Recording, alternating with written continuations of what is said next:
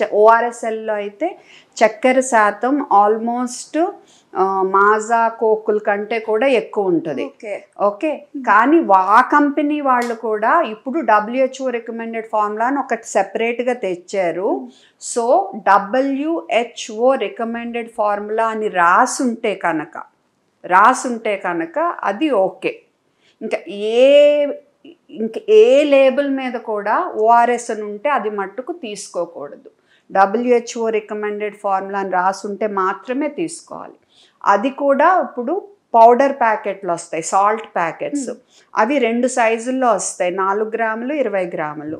4 గ్రాములు అయితే 200 మిల్లీ నీళ్ళలో కలిపేసి పెట్టుకోవాలి. 20 గ్రాములు అయితే లీటర్ నీళ్ళలో కలిపేసి పెట్టుకుని అవసరమైనప్పుడు వాడాలి. 24 గంటలు అది అట్టి పెట్టుకోవచ్చు. అంతేకాని మన ఇష్టం వచ్చినట్టు కొంచెం పొడి కొంచెం నీళ్లు తీసి కలపకూడదు. ఓకే, ఇది కూడా దృష్టిలో పెట్టుకోవాలి. సో నా ఎయిమ్ ఏంటంటే ఈ ఓఆర్ఎస్ అనేది only WHO recommended formula ORS అయితే ఆ లేబుల్ మీద మాత్రమే ఉండాలి.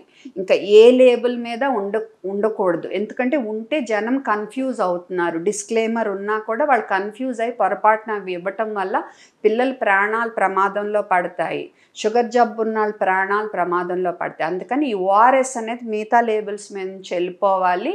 ఫార్మసీస్లో, హాస్పిటల్స్లో, స్కూల్స్ దగ్గర మటుకు అవైలబుల్ ఉండకూడదు. దీనికోసం నా ఫైట్. తెలంగాణ హైకోర్టులో పబ్లిక్ ఇంట్రెస్ట్ లిటిగేషన్ కూడా జరుగుతుంది ఈ విషయమై. చాలామంది డాక్టర్లు కూడా నాకు సపోర్ట్ వచ్చారు, ఎందుకంటే ఇది చాలా ముఖ్యమైన విషయం కాబట్టి.